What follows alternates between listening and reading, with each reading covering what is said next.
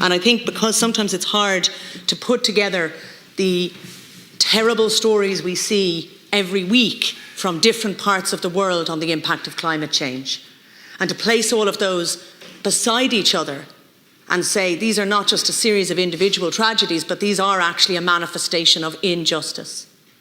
So sometimes I struggle, I try to find, what are the metaphors to explain this in a way. And I was thinking this morning, is it that it's a building and we're up on the top floor running all the taps and the bottom 2 stories are already flooded, they're underwater.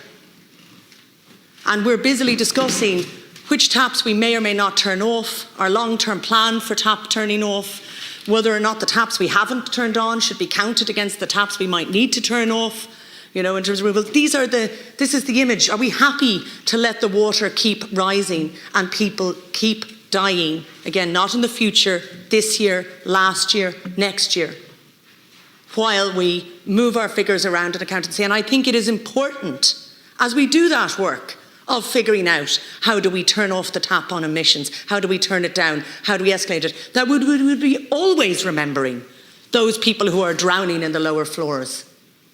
And, it's important to remember, we can't leave the building, there's one planet.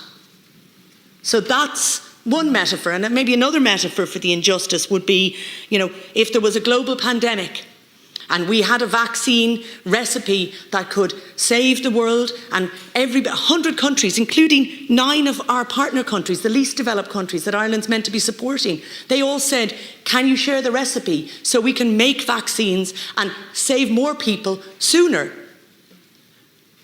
But we said, no, actually, the profit of a few companies based near us is more important than escalating, saving everybody from the pandemic. Of course, that last one isn't actually a metaphor. That is what we are doing right now, and it's what Ireland will be doing unless we change our position and support a TRIPS waiver before July 27th.